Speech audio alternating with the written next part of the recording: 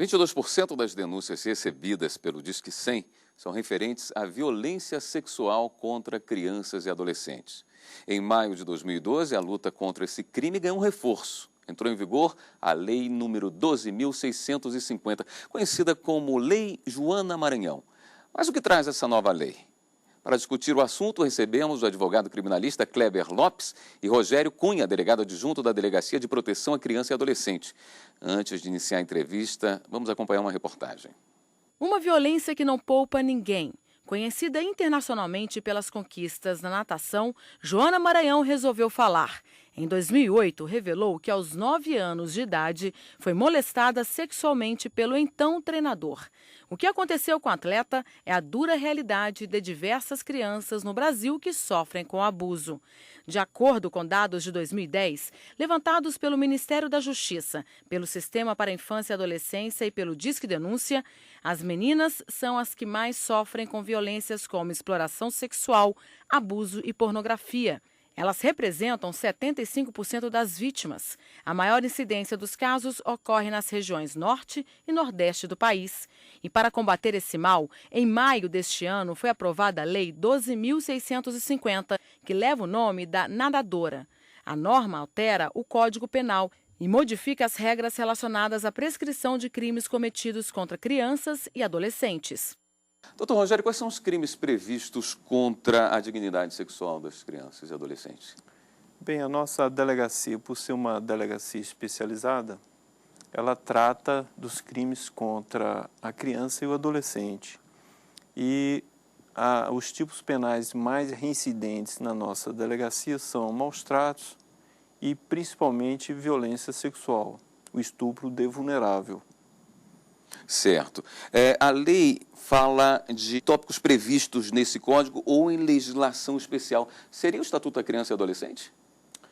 Sim, o Estatuto da Criança e do Adolescente prevê algumas figuras que complementam o capítulo dos crimes contra a dignidade sexual que está situado no Código Penal. Então, há delitos previstos no Estatuto da Criança e do Adolescente destinados exatamente à proteção da criança e do adolescente. Eu vou primeiro me ater a essa legislação e depois a gente pega mais a parte prática, tá? No final diz, salvo se a esse tempo já houver sido proposta a ação penal. Quer dizer, é uma exceção de início de contagem do tempo prescricional antes dos 18 anos, salvo se esse tempo já houver sido proposta a ação penal. Isso é quando há a denúncia ou o recebimento do magistrado. Em que momento começa a contar? Veja bem, a nova lei que nós estamos a discutir, ela estabelece o início da contagem do prazo para a prescrição. Para que as pessoas entendam, quando começa a contar a prescrição de regra? Praticado o fato hoje, a prescrição começa a fluir, ou seja, o direito para que o Estado possa punir o autor desse delito praticado hoje começa a fluir. Então, o Código estabelece marcos temporais para a efetivação da prescrição, ou seja, da perda do direito de punir por parte do Estado. Então, a regra é a data do fato. Com o recebimento da denúncia, há uma interrupção dessa prescrição. Com a sentença condenatória, há outra interrupção da prescrição. O que a lei criou? Criou uma situação em que, nos crimes praticados contra criança e adolescente, o prazo começa a fluir, não da data do fato hoje, mas o prazo vai começar a fluir da data em que a vítima atinja a maioridade, ou seja, 18 anos. Por que isso? A grande maioria dos crimes sexuais praticados contra crianças e adolescentes, a grande maioria ocorre no ambiente familiar, primário ou secundário, ou seja, às vezes o próprio pai, ou padrasto, ou um tio, um primo, alguém muito ligada à própria vítima. E aí, por estas razões, o que acontece na prática? Talvez o Dr. Rogério saiba disso com mais propriedade do que eu. A circunstância do crime se dar no âmbito familiar, muitas vezes, impede que as autoridades constituídas tomem conhecimento do delito. E aí, delito desconhecido, crime que não se tem conhecimento, acaba sendo tragado pela prescrição. Então, o legislador pretende com isso dizer o seguinte, olha, quando a infração for praticada contra criança ou adolescente, no momento em que ela constitui 18 anos, ela passa a ter a cidadania plena. E aí ela pode dar notícia desse fato que aconteceu com ela há 5, há 4, há 8 anos, há 6 anos eventualmente. Isso impede, por exemplo, que casos como o da atleta que dá nome à lei, acabe prescrevendo. Essa denúncia se dá muito mais tarde, um tempo bem distante de quando o fato realmente ocorreu. E quando o fato acontece com crianças muito novas, não fica muito difícil se trazer a pessoa que praticou esse crime para ser condenada, porque é muito fácil desacreditar uma criança, se dizer que é uma fase fantasiosa, que ela não entendia bem o que estava acontecendo, que ela confundiu as coisas. Fica complicado, não fica? Bom, na verdade, a Constituição Federal ela prevê a proteção integral à criança e ao adolescente. Nós, enquanto organismo estatal, nós temos a obrigação de darmos credibilidade às vítimas, crianças e adolescentes. E muitas vezes crianças, quando em tenra idade, elas, ao passarem por algumas experiências dessa natureza, como violência sexual, a criança ela não tem experiência, nunca teve uma experiência.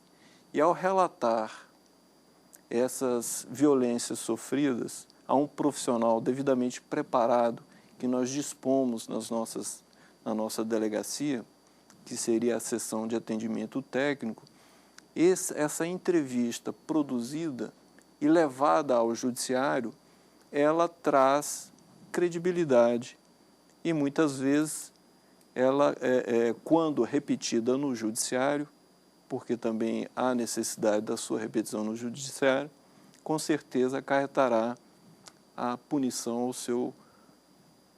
ao seu abusador. Agora, evidentemente, quando criança, ela por si só, o doutor deixou muito claro isso, ela não pode ir fazer uma denúncia, porque ela é criança ou adolescente e ela está sob a proteção de seus pais. Daí a importância dessa lei, que tem o seu marco inicial a partir dos 18 anos, caso não tenha havido a denúncia no período em que ela aconteceu. Se questiona, no meio jurídico, se esse prazo prescricional não ficaria muito dilatado. O senhor concorda com isso? Veja bem, obviamente que há um risco que eu vejo razoável de que aconteça, no sentido de que todo crime material, ele deixa vestígios. E todo crime que deixa vestígio reclama a que se faça a perícia. A perícia se destina à constatação do que nós chamamos em direito de materialidade do próprio crime. A materialidade é a demonstração material de que o crime existiu.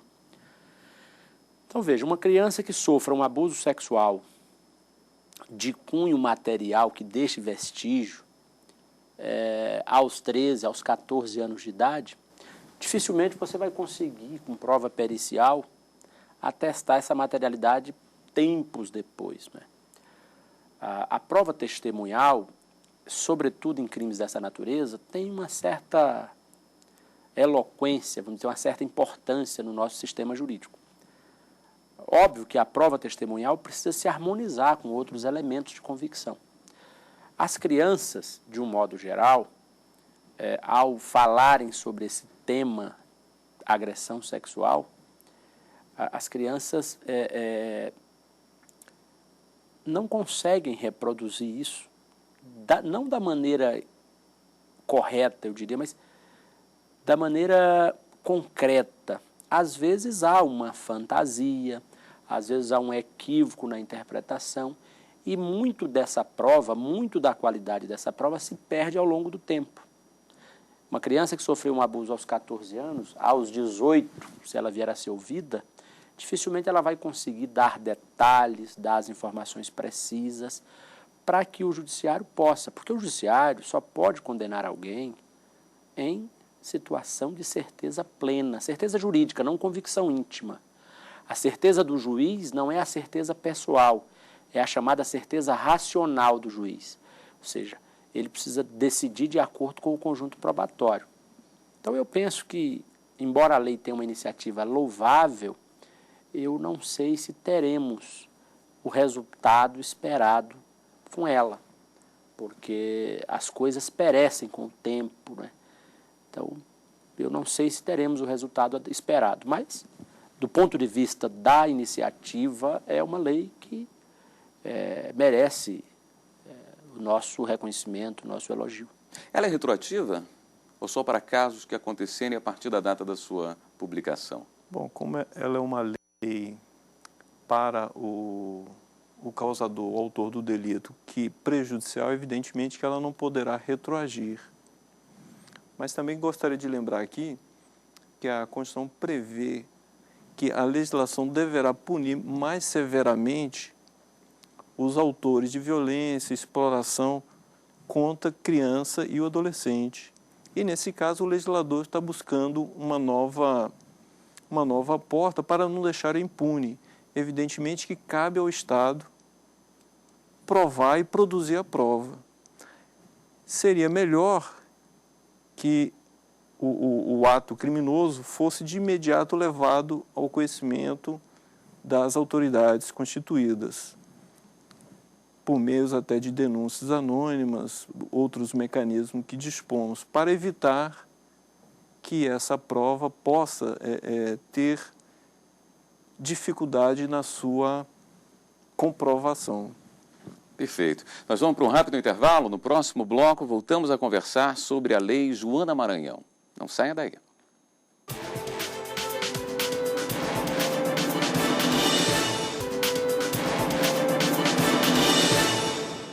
Estamos de volta ao fórum que hoje discute a Lei Joana Maranhão. No final do primeiro bloco, o Dr. Kleber trouxe uma preocupação, deixe-me ver se eu entendi bem, de que essa lei possa trazer pessoas que já foram traumatizadas na sua infância, possa incentivar essas pessoas a relatar o seu trauma, e aí nós teríamos a obrigação, e pode ser que pela distância isso não seja possível, trazendo um trauma ainda mais à pessoa que denunciou e dando uma sensação de impunidade. O senhor acha que na prática, doutor Rogério, isso pode acontecer? Pode acontecer, porque muitas vezes o vestígio vai deixar de existir, principalmente nesses crimes sexuais. Passado-se muito tempo, não haverá como ter uma perícia onde dê a confirmação do abuso sexual. Agora, cabe ao Estado providenciar meios para provar e demonstrar de que houve o abuso sexual.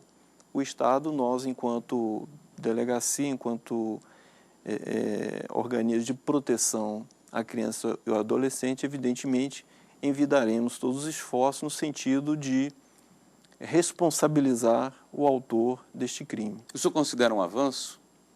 Eu considero um mecanismo a mais de proteção às vítimas de abuso sexual. É recorrente as pessoas nos procurarem, muitas vezes já passado longo tempo, querendo uma punição ao autor. E muitas vezes isso se dá através da própria repercussão que a mídia traz quando faz a denúncia deste ou daquele crime. Por exemplo, o caso da Joana Maranhão. Justamente, eu acho que é positivo. E a lei, conquanto seja de fato um mecanismo, como eu disse antes, um mecanismo louvável, a iniciativa do Estado em efetivar a proteção à criança e ao adolescente previstas na Constituição Federal, é sempre digna de nota, ou seja, o Estado deve efetivamente envidar os esforços. Mas é importante considerar que não adianta sobrecarregar o sistema penal com isso. O doutor representa a Polícia Civil que é uma das instituições responsáveis por essa efetivação de proteção. Mas é preciso compreender o Estado como um todo.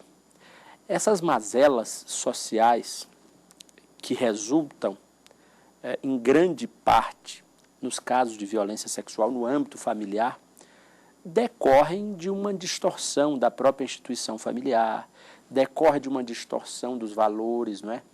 E o Estado precisa também estar vigilante em relação a isso. Precisa implementar. O Estatuto da Criança é uma lei extraordinária e que nunca entrou em vigor efetivamente. A lei é de 1990 e, na sua parte protetiva, na parte das políticas públicas, a lei nunca foi efetivada. O Estatuto só entrou em vigor na parte punitiva, ou seja, na parte policial. E isto é um fato incontroverso no Brasil, quer dizer, o Estado não cumpre a sua função social, as demandas criminais aumentam, o judiciário sofre uma espécie de pressão da própria sociedade e o legislativo acaba produzindo em um ritmo frenético, não é? Leis e mais leis e mais leis e mais leis. Então, a lei é uma lei que, eu repito, a iniciativa merece elogio, merece respeito e reconhecimento, mas eu imagino que teremos dificuldade em punir, depois de tanto tempo, essas pessoas, porque existe uma máxima no direito de que a verdade é filha do tempo. Não, quanto mais tempo passa, melhor fica a verdade. Não, ela tem um tempo para ser produzida, né? Então, nós corremos aí o risco de, depois de 8 anos, 10 anos, a partir da iniciativa da vítima, que completou 18 anos, ela levar o fato ao conhecimento da autoridade policial e os vestígios já terem desaparecido. Isso fará com que haja uma falsa ilusão, essa é a minha preocupação, de que a lei construa uma falsa ilusão de que os crimes serão verdadeiramente punidos e a realidade nos mostrará o contrário ao longo do tempo, né? Como funcionava a prescrição antes? Era a partir da denúncia da vítima, se no caso de um crime continuado do último ou da primeira ação, como é que funcionava isso? Bem, anteriormente a essa lei era a regra geral que a partir da consumação do fato, havido o fato, passava-se ali a contar-se o prazo prescricional. Que é de? O crime de, vamos supor, o estupro de vulnerável, cuja pena de reclusão de 8 a 15 anos, ela, no caso, prescreverá em 20 anos. Não é isso? Então, evidentemente, se a criança foi violentada aos 12 anos e não houve a comunicação às autoridades competentes, esse prazo já começava a transcorrer. Uhum. Havia alguma diferença se era criança ou adolescente, enfim, menor de 14 ou maior de 14 anos? Bom, houve uma alteração em 2009, aonde a legislação nos trouxe a figura do estupro de vulnerável. Vale dizer, toda a criança que foi submetida a ato sexual, seja ele consentido ou não, o autor estará sujeito às penas da lei. De modo que praticar qualquer ato sexual, conjunção carnal ou ato libidinoso com menor de 14 anos, o autor estará sujeito às penas da lei. Terá praticado o estupro de vulnerável, ainda que tenha sido consentido a relação sexual. É muito interessante que era um argumento muito utilizado, né, de uma forma meio covarde, de que a criança é que havia seduzido ou que tinha interesse. Isso, então, foi por terra, né? Não é bem aceito. Veja bem, o que diz a lei? A lei estabelece uma faixa etária, uma idade objetiva, para considerar a vítima vulnerável. O que é a expressão vulnerável? Os crimes são contra a dignidade sexual e o bem juridicamente tutelado aí é a liberdade de escolha, a livre opção pelo parceiro, pela própria prática sexual. Então, Daí a expressão vulnerável, porque uma criança ou um adolescente, ele não tem este conteúdo racional suficientemente estabelecido para ele fazer a livre escolha, fazer a opção pelo ato sexual ou pelo parceiro sexual. Então, a lei estabelece uma faixa etária, mas nada no direito é absoluto. Então, há um julgado do STJ que sofreu muitas críticas, né, que ele estabeleceu que quando a adolescente já está inserida na prostituição, por exemplo, o bem juridicamente tutelado já havia sido atingido de tal maneira que não era mais possível você punir o autor na relação consentida. Não no estupro com violência, porque o estupro praticado mediante violência ou grave ameaça, quer dizer, a conjunção carnal praticada mediante violência ou grave ameaça, independentemente de quem seja a vítima, até mesmo a própria esposa do autor, haverá estupro. O rompimento da resistência à força ou mediante ameaça, grave ameaça, configurará o crime de estupro em qualquer circunstância. Mas há casos de adolescentes de 14, de 15 anos que já estão prostituídas e o STJ então decidiu nessa perspectiva. Interpretando a norma com temperança, disse, nesses casos não haveria a prática do crime de estupro. Essa decisão acabou sendo modificada no próprio STJ, mas por uma questão formal, o recurso era intempestivo. Mas a questão de fundo estabelecida não mudou. Então, acho que esse é o cenário que nós temos hoje. Como é que funciona na prática quando a pessoa procura a delegacia para denunciar um estuprador? Quais são os profissionais que se encontram nesse local para recebê-la? A gente reputa que para evitar que haja essa demora na punição do autor, que haja sempre a denúncia. A denúncia pode ser feita por meios eletrônicos, né, acessando o site da polícia, ou pelo Disque 100, ou também o 197. Inclusive de forma anônima? De forma anônima. Se houver uma suspeita de que uma criança ou um adolescente está sendo vítima de abuso sexual, deve-se fazer a denúncia, porque assim pode ser feito ao Conselho Tutelar ou à polícia, porque também o Conselho nos comunica. E a gente vai averiguar. Nós temos dezenas de denúncias dessa natureza, onde a gente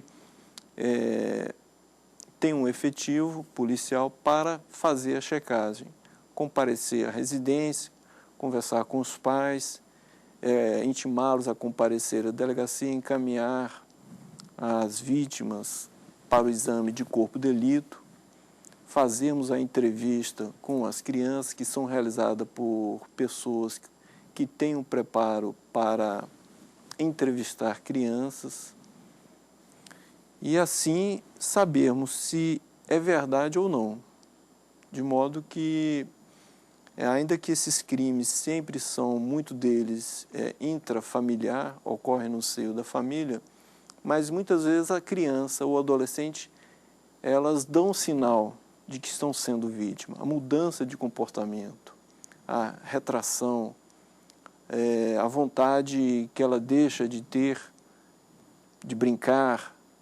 Então, isso são sinais de alguma coisa estar errada. Os próprios educadores poderiam estar preparados para identificar esses sinais. Seria um bom canal, né? Perfeitamente. Inclusive, nós temos várias denúncias realizadas pela escola. Bem, o programa termina aqui. Eu quero agradecer a participação do advogado criminalista Kleber Lopes e também Rogério Cunha, delegado adjunto da Delegacia de Proteção à Criança e Adolescente. E você pode rever esse programa na página da TV Justiça. O endereço é www.tvjustiça.jus.br e pode enviar também sua sugestão para o programa. E-mail forum@stf.jus.br. Na próxima semana tem mais uma edição do Fórum para você. Até lá!